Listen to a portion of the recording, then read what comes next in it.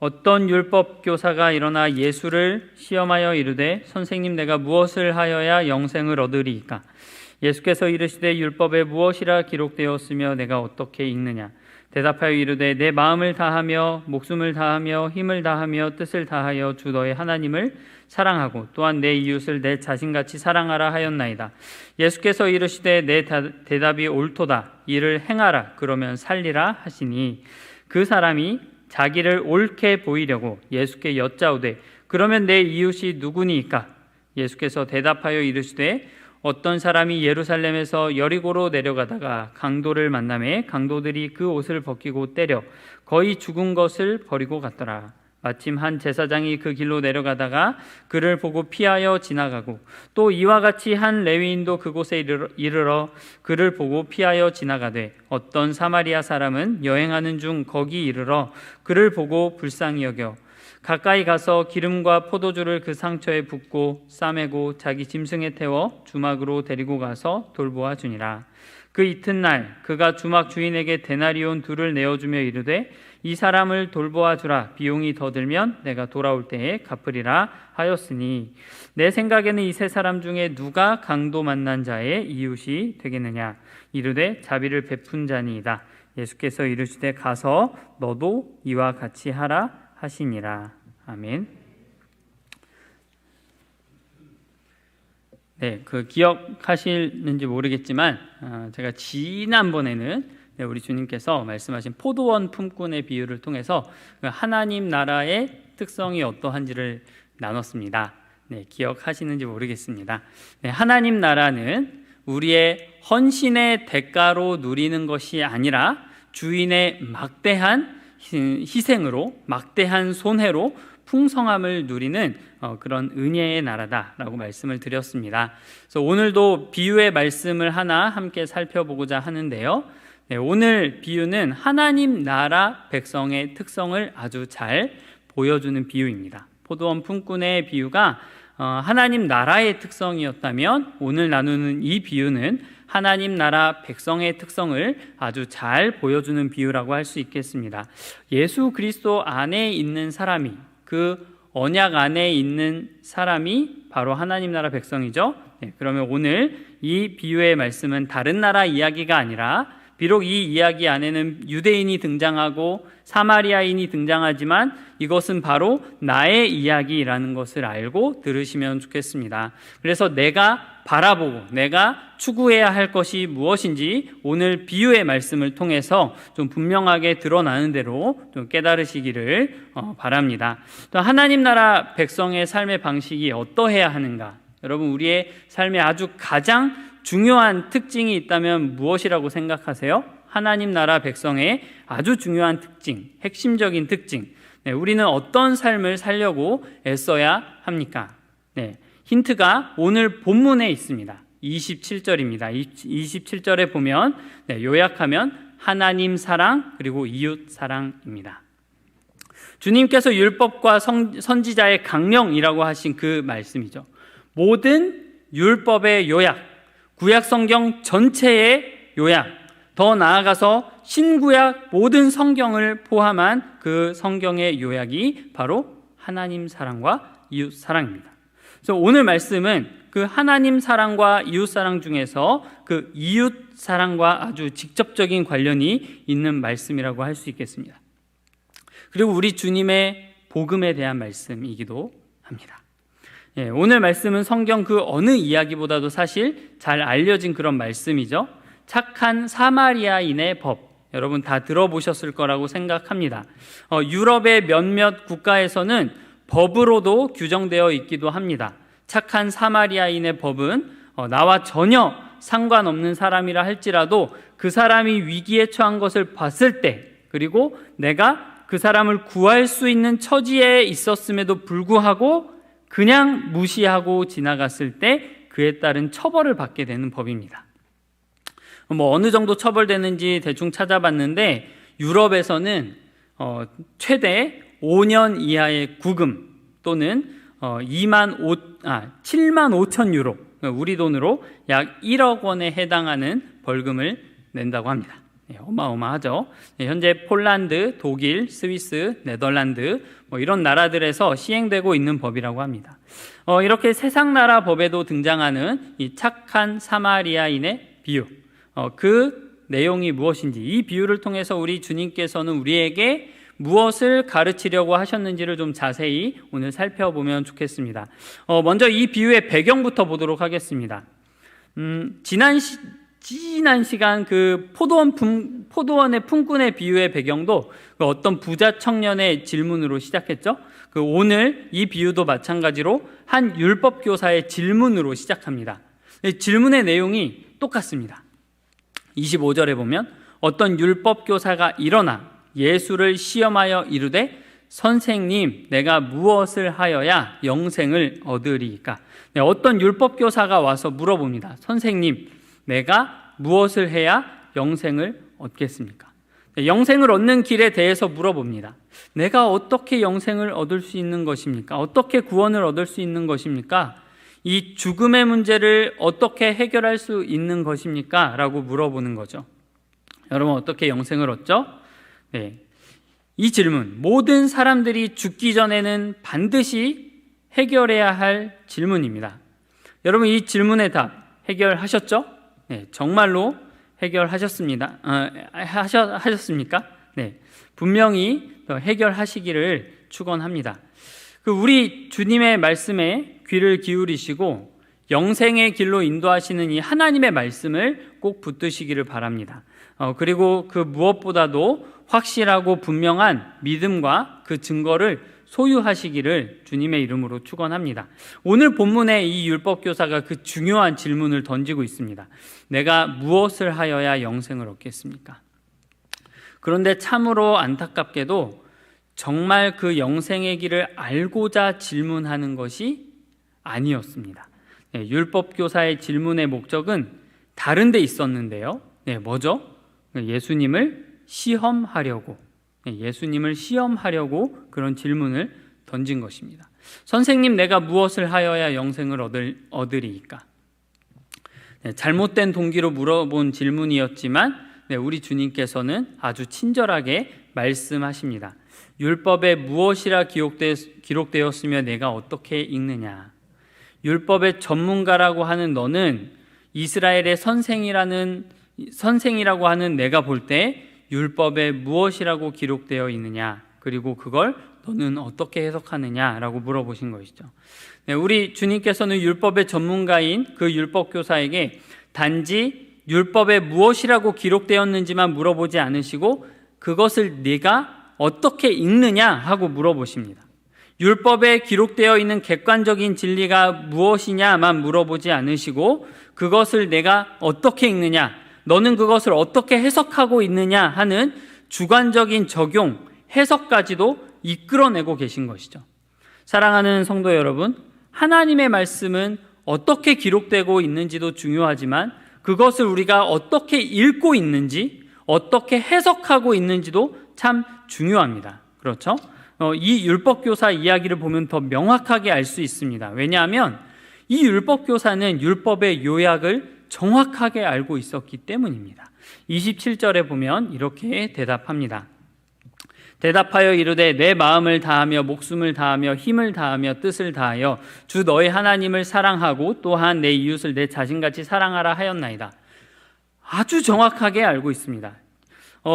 지난 시간 그 부자 청년은 이웃사랑에 대해서 이야기했는데 이 본문의 율법교사는 예수님이 말씀하신 그대로 하나님 사랑과 이웃사랑에 대해서 아주 정확하게 알고 대답하고 있습니다. 그래서 우리 주님께서 그 대답을 들으시고 내 대답이 옳도다라고 말씀을 하세요. 율법교사가 좀 우쭐했겠죠? 역시 난 대단해. 그동안 율법 공부를 헛되게 하지 않았구나. 역시 난 대단해. 이렇게 좀 우쭐했을 것 같습니다. 그런데 우리 주님께서 이어서 말씀하십니다. 이를 행하라. 그러면 살리라.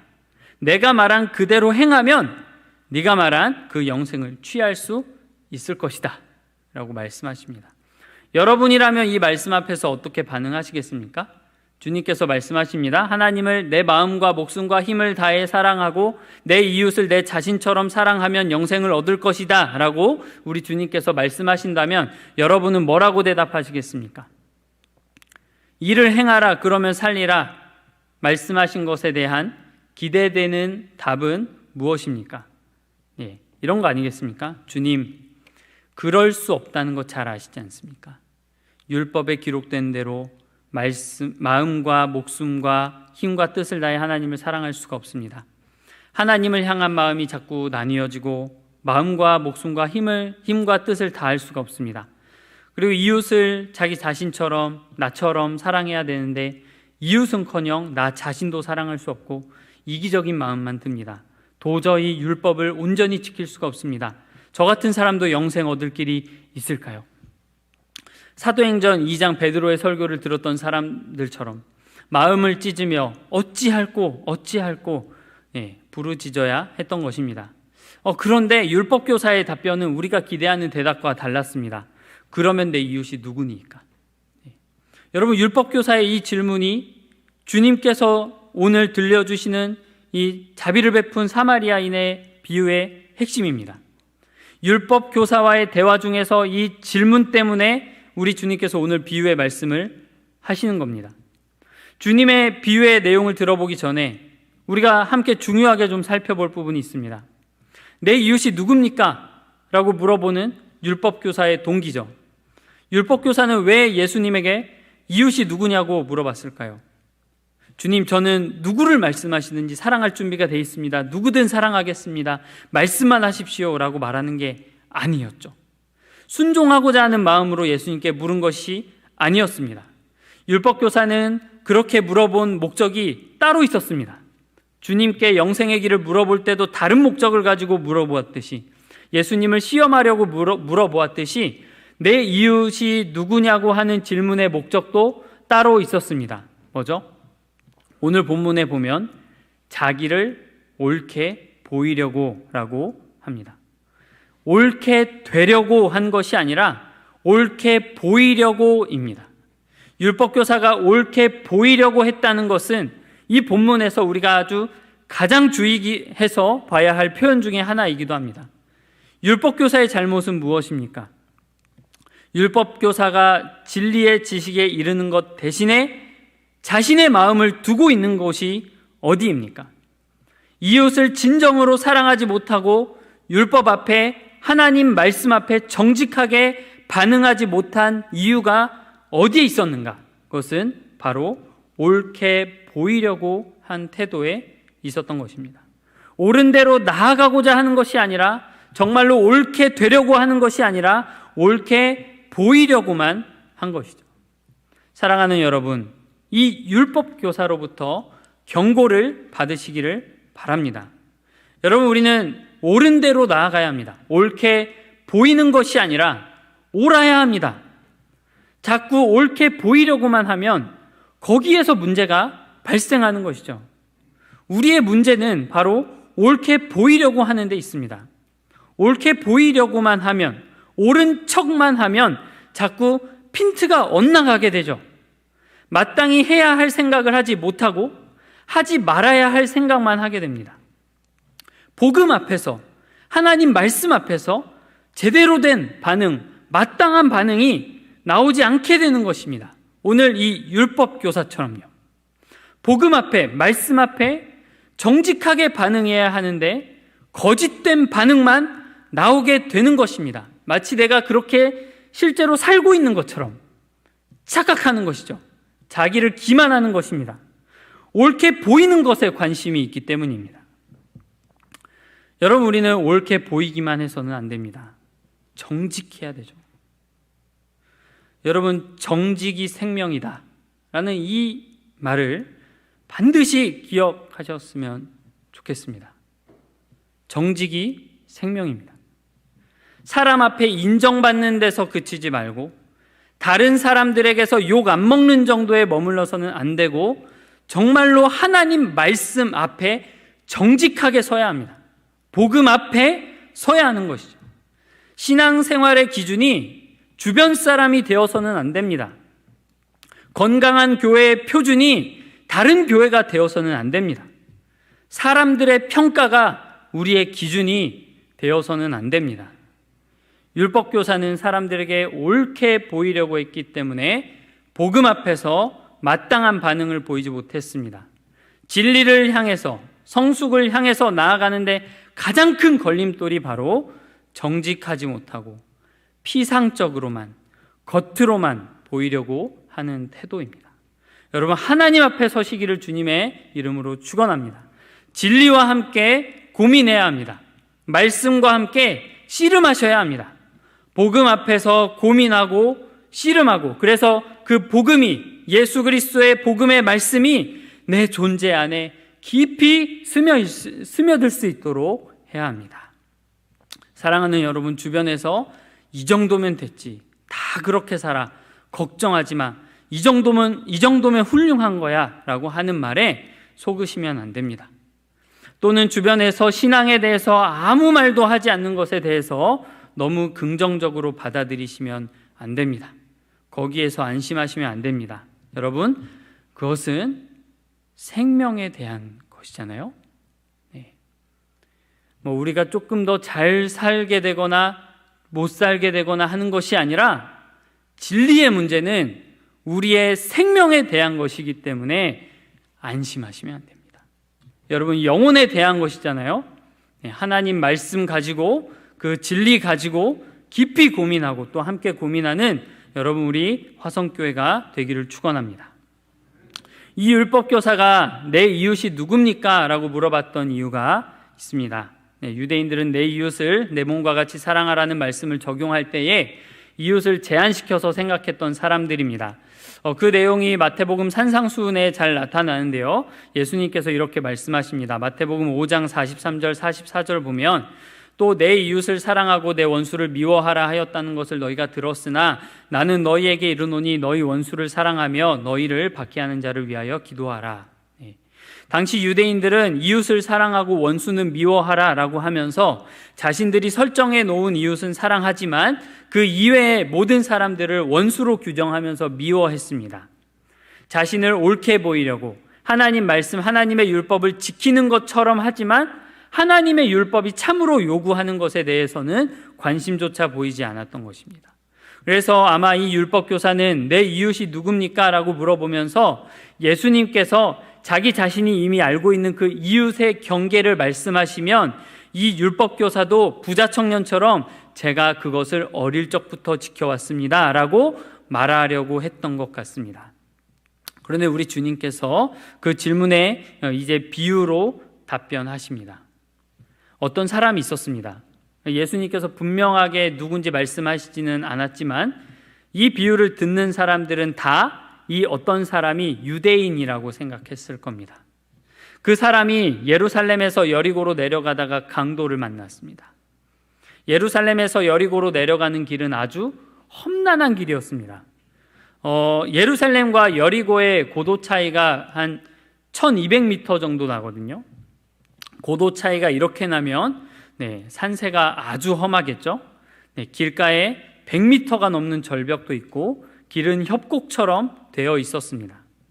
길 옆에는 동굴이나 큰 바위 같은 것들이 많이 있어서 강도들이 숨어서 활동하기에 아주 좋은 곳이었습니다. 그래서 일반적으로는 한 사람이 다니지는 않고 여러 사람이 무리지어서 다녔다고 합니다. 밤에 다니는 것은 피하고 밝은 대낮으로 다녔던 그런 길이었다고 합니다. 근데 그 사람이 강도를 만났습니다. 강도들은 그 사람의 옷을 벗기고 때려서 거의 죽게 만들어 놓고 이제 가만히 놔둬도 알아서 죽겠구나 하고 버려두고 가버렸습니다. 이 사람은 이제 강도 만나서 죽게 된 상태에 이르게 된 것이죠. 그때 마침, 우리 주님께서 마침이라고 말씀하시죠. 그때 마침 한 제사장이 나타났습니다. 성전에서 백성들을 위해서 제사를 드리는 하나님의 종, 제사장이 나타났습니다. 내 이웃을 내 몸과 같이 사랑하라 라는 말씀을 잘 알고 있었겠죠. 오늘날로 말하면 목사님, 예배를 인도하고 하나님의 복음의 말씀을 전하는 목사님이 나타났습니다. 여러분, 누군가의 도움이 아주 절실한, 누군가의 그 도움이 없으면 죽을 수밖에 없는 상황 속에서 목사님을 만나면 얼마나 반가울까요? 예. 그런데 제사장은 오히려 그를 보고 피하여 지나갑니다. 못 본 것도 아니고 예수님께서 말씀하시기를 보고 피해서 지나갑니다. 그것은 적극적인 의지가 들어간 거죠. 왜 그랬을까요? 제사장은 제사를 드리는 일을 감당해야 하는데 율법에 따르면 시체를 만지면 부정해지기 때문에 제사를 드릴 수가 없게 됩니다.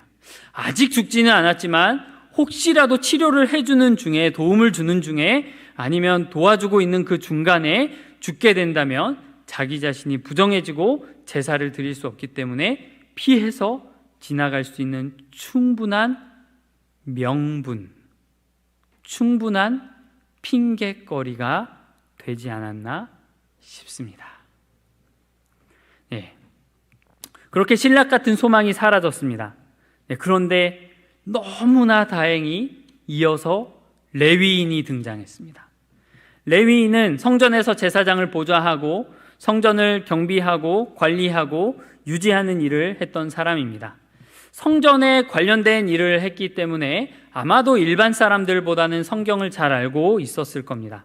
오늘날로 치면 적당한 비유인지는 모르겠지만 집사님 아니면 신학생, 전도사님 정도 될까요? 예, 모르겠습니다. 강도 맞은 사람은 레위인을 보면서 제사장은 지나갔지만 그래도 레위인이면 나를 도와주겠지라고 생각했을지도 모르겠습니다. 그런데 레위인도 똑같이 보고 피해서 지나갑니다. 레위인도 마찬가지로 성전에서 봉사하는 자인데 시체를 만져서 부정하게 되면 성전에서 일하지 못하게 되기 때문에 충분한 명분이 있는 것이죠. 조심스럽게 지나갔습니다. 이유 없이 그냥 지나간 건 아니었습니다. 충분한 이유가 있었죠. 그리고 이제 마지막으로 등장하는 사람이 나옵니다. 제사장도 레위인도 아니라면 이제 예수님께서 말씀하시는 세 번째 사람은 누굴까? 경청하는 가운데 평범한 유대인이 나오겠지. 제사장도 아니고 레위인도 아니라면 그냥 일반 성도가 나오겠지. 유대인이 나오겠지 했는데 평범한 유대인이 등장하지 않습니다. 그 다음에 등장하는 사람은 사마리아 사람이 등장합니다. 이 비유를 듣는 유대인들은 굉장히 당황했을 겁니다. 사마리아 사람이라니. 유대인과 사마리아인들은 여러분도 잘 아시겠지만 오랜 세월 동안 원수처럼 지냈습니다.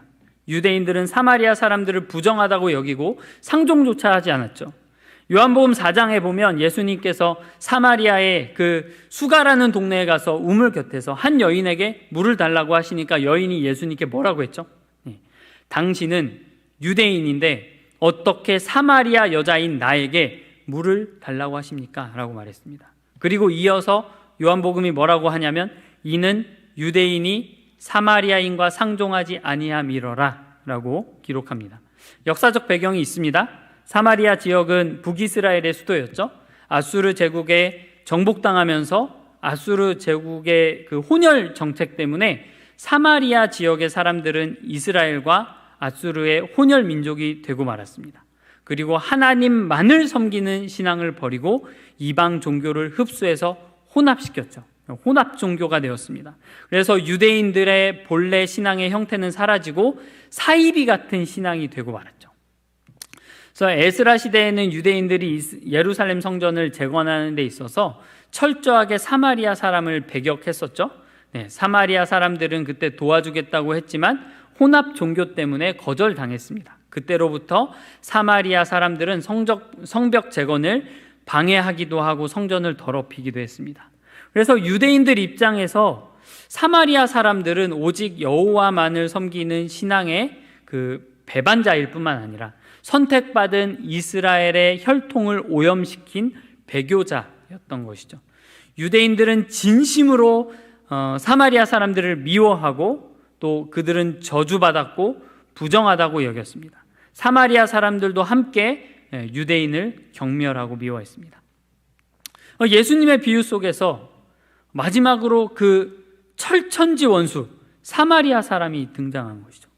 제사장과 레위인마저도 피하여 지나가 버린 강도 만난 사람을 철천지 원수 사마리아 사람은 어떻게 할 것인가? 그나마 남아있는 목숨마저 끊어버리고 갈 것인가? 에이, 죽어버려라 하고 끊어버리고 갈 것인가?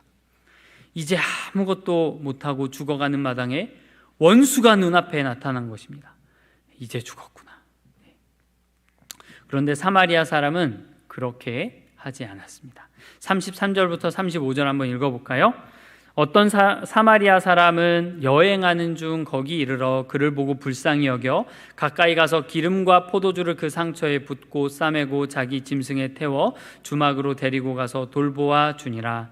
그 이튿날 그가 주막 주인에게 데나리온 둘을 내어주며 이르되 이 사람을 돌보아 주라. 비용이 더 들면 내가 돌아올 때에 갚으리라 하였으니. 아멘. 여러분, 사마리아 사람이 여행하는 중이라고 되어 있어서 우리는 무슨 관광을 하면서 여행하는 걸로 생각해서는 안 됩니다. 그 어딘가를 가는 도중이었는데 아마 급하게 갔던 모양입니다. 왜냐하면 이 지형을 아까도 설명드렸다시피 아주 험한 지형이기도 하고 예루살렘에서 여리고로 가는 이 길은 사마리아 사람은 웬만해서는 이용하지 않는 길이었기 때문입니다.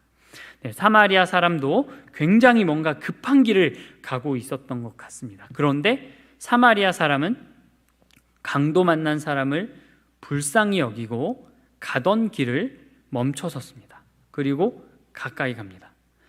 사마리아 사람도 제사장이나 레위인처럼 그를 똑같이 봤는데 반응이 달랐습니다. 제사장과 레위인은 보고 피해서 지나갔는데 사마리아 사람은 긍휼히 여기고 가까이 다가갑니다. 그리고 기름과 포도주를 꺼내서 그 상처에 부었습니다. 포도주는 독한 술로 소독을 하는 데 사용했겠죠. 그리고 기름은 감염을 예방하고 진통하는 데 사용했을 겁니다. 그런데 여러분, 당시 여행자에게 기름과 포도주는 아주 귀한 것이었습니다. 기름은 중간중간 요리를 해먹는 데 반드시 필요했던 것이기도 하고 간단한 응급치료를 하는 데도 필요했습니다. 포도주는 물이 귀한 중동지방에서 갈증을 해결하기 위해서 반드시 가지고 다니는, 아껴서 가지고 다니는 그런 것이었습니다. 그런데 강도 맞은 사람의 상처에 부었습니다. 일면식도 없는, 누군지도 모르는, 더 나아가서는 자신을 원수로 여기는 그 사람의 상처에 자기가 아끼고 아끼는 그런 포도주와 기름을 아낌없이 부었습니다. 그리고 천을 가지고 와서 상처를 싸맸습니다. 당시에 일반 사람에게 있어서 천은 아주 귀한 것이었죠. 그리고 짐승에 태워서, 아마 나귀였겠죠? 자신은 걸어가고 강도 만난 사람을 짐승에 태워서 주막으로 데리고 갑니다. 그리고 하루 동안 정성스럽게 돌보아 주었습니다. 여기까지만 해도 정말 충분히 자비를 베풀었다라고 생각할 만한데 거기서 그치지 않고 데나리온 둘을 주고 또 비용이 들면 돌아오는 길에 더 갚겠다고 하였습니다. 당시에 데나리온 둘은 노동자 이틀치 품삯이었죠. 숙박비로는 3주에서 싼 곳은 2달까지 머물 수 있는 비용이었다고 하는데 아마 이렇게 험하고 사람들이 잘 다니지 않는 곳은 2달치 숙박비 정도가 되지 않았을까 조심스럽게 추정합니다. 그리고 부비가 더 들면 돌아올 때 갚겠다고 완전히 이 사람을 책임질 준비까지 합니다. 필요하면 더 내어주겠다라고 하는 것이죠. 그러면 이 자비를 베푼 사마리아 사람의 행동을 다시 한번 살펴볼까요? 다시 보면서 우리 주님 말씀하시는 이웃사랑의 특징을 좀 살펴보면 좋겠습니다. 기름과 포도주를 부었습니다. 인색하지 않고 자기가 가지고 있던, 자기가 아끼고 있던 것을 부었습니다. 그리고 자기 짐승에 강도 만난 사람을 태우고 자기는 걸어가는 불편을 감수했습니다. 그리고 자기도 급할 텐데 하루 동안 머물면서 그 사람을 정성스럽게 돌봐주었습니다. 시간까지 내어준 것이죠. 그리고 지갑까지 열어서 2 데나리온을 주고 돌아올 때 필요하면 더 주겠노라 라고 하는 책임지는 사랑을 베풀었습니다. 여러분, 이것이 하나님 나라 백성에게 요구되는 이웃 사랑의 모습입니다. 주님께서 말씀하셨죠. 너희를 사랑하는 자만 사랑하면 무슨 상이 있으리요? 우리가 편한 사람만 사랑하고 잘해준다면 무슨 상이 있으리요? 세상 사람과 무엇이 다르냐 말씀하시는 것입니다. 여러분, 사랑은 내가 싫은 사람도, 내가 불편한 사람도 사랑하는 것입니다. 주님께서 말씀하시는 이웃사랑은 나와 일면식도 없는, 내게 아무런 유익이 될 것 같지도 않은 그 사람도 사랑하는 것입니다. 아무리 바빠도 자신의 시간을 들이고 정성을 쏟고 지갑을 열고 자신을 희생해서 도움이 필요한 그 사람의 필요를 채워주는 것, 그것이 주님께서 말씀하시는 하나님 나라 백성의 이웃 사랑입니다. 우리는 제사장이나 레위인에게서 우리의 모습을 봅니다.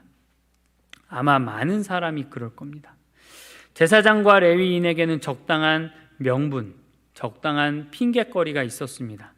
제사를 드려야 하는데, 성전을 돌봐야 하는데, 그 핑계로 주님께서 말씀하신 계명의 핵심, 내 이웃을 내 자신과 같이 사랑하라 하는 계명을 버리고야 만 것이죠.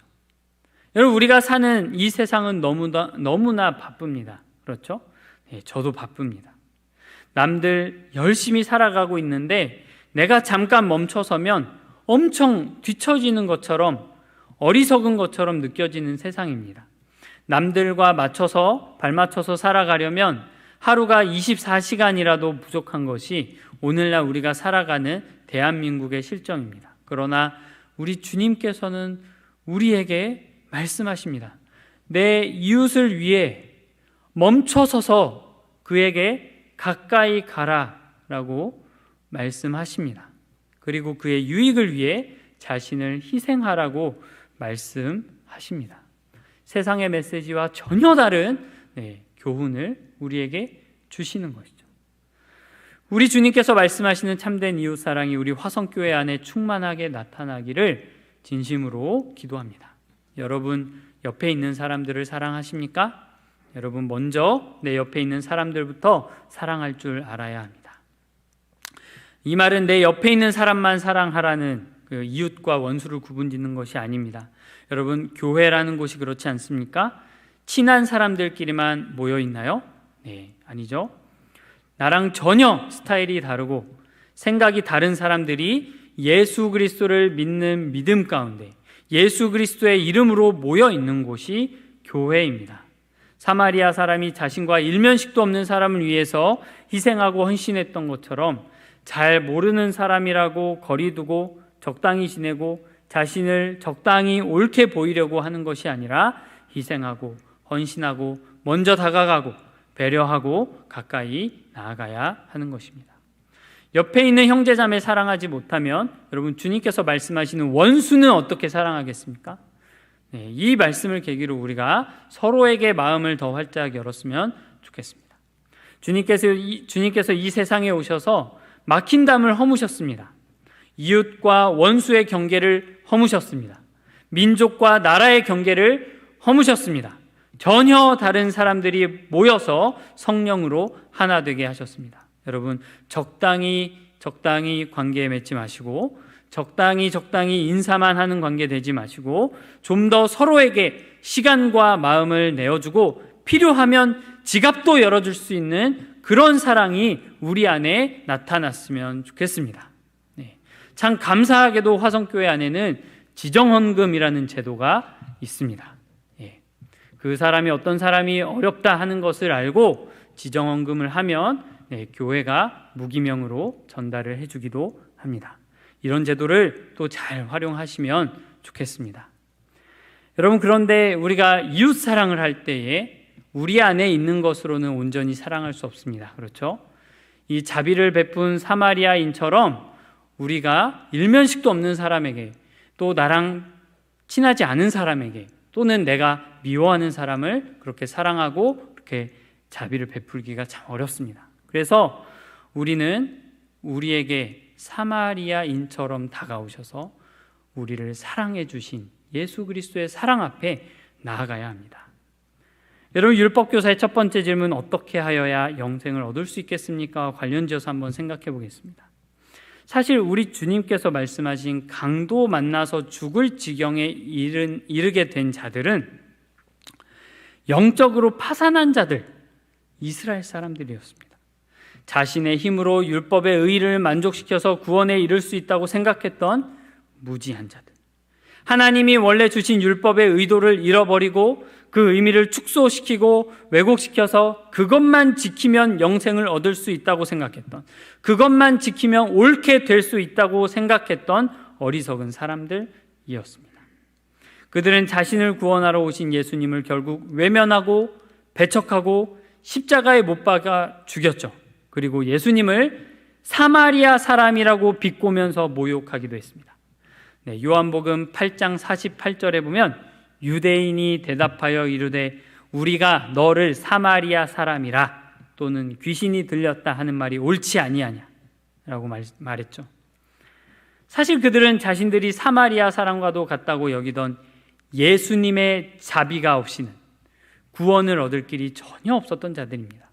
누가 내 이웃입니까? 하면서 자신들을 의롭게 여기던 그들은 사실 이미 영적으로 파산하였고 사탄을 만나, 강도 만나 그렇게 죽게 된 자들이었습니다.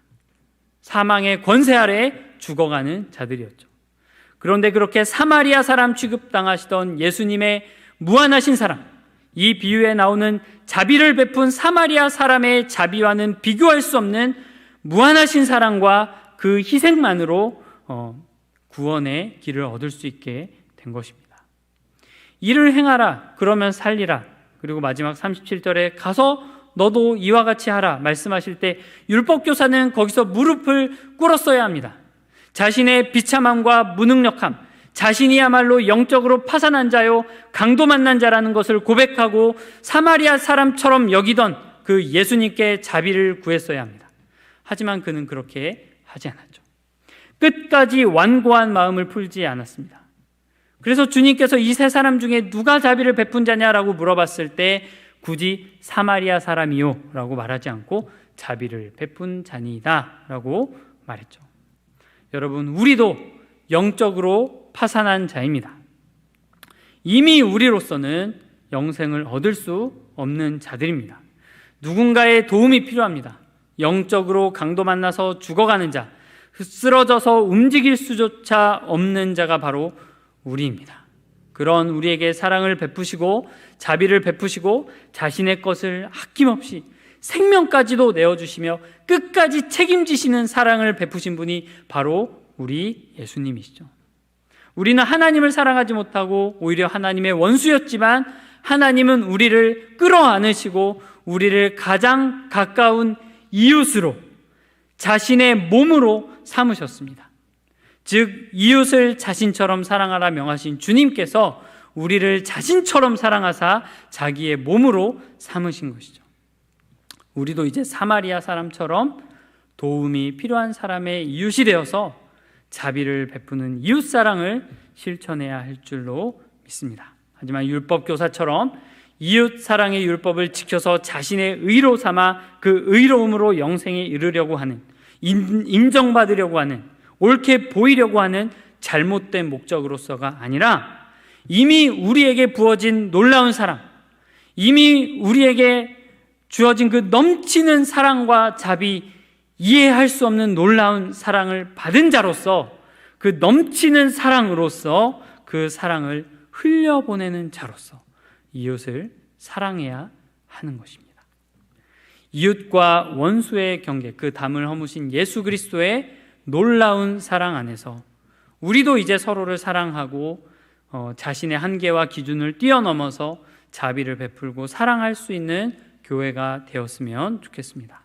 옳게 보이려고 애쓰는 것이 아니라, 옳은 척하는 것이 아니라 내가 스스로 옳게 될 수 없음을 인정하고 오르신 예수 그리스도, 우리에게 말도 안 되는 사랑을 베풀어 주신 자비의 하나님을 바라보는 화성교회가 다 되시기를 주님의 이름으로 축원합니다. 기도하겠습니다. 참 사랑의 하나님 아버지, 감사합니다. 영적으로 파산하여서 스스로는 아무것도 할 수 없는 우리를 그냥 지나치지 않으시고, 우리는 주님을 경멸하고 우리는 주님을 사랑하지도 아니하고 오히려 하나님의 영광을 욕되게 하였던 자들임에도 불구하고 우리를 포기하지 않으시고 가까이 오셔서 우리를 사랑하시고 살리시되 주님의 생명까지 내어주심으로 살려주신, 우리를 끝까지 책임지신 그 사랑으로 인해서 감사드립니다. 누가 우리의 이웃입니까? 라고 물었던 그 질문을 가지고 다시 한번 주님께 나아갑니다. 사마리아 사람이 그 강도 만난 자의 이웃이 되었던 것처럼 하나님, 우리도 조건 없이 베푸신 하나님의 사랑을 받아서 조건 없이 사랑을 베푸는 자들이 다 될 수 있도록, 하나님 정말 선한 이웃이 될 수 있도록 주님 역사하여 주시옵소서. 우리 안에 사랑이 충만하게 하여 주시옵소서. 감사드리며 예수 그리스도의 이름으로 기도하옵나이다. 아멘.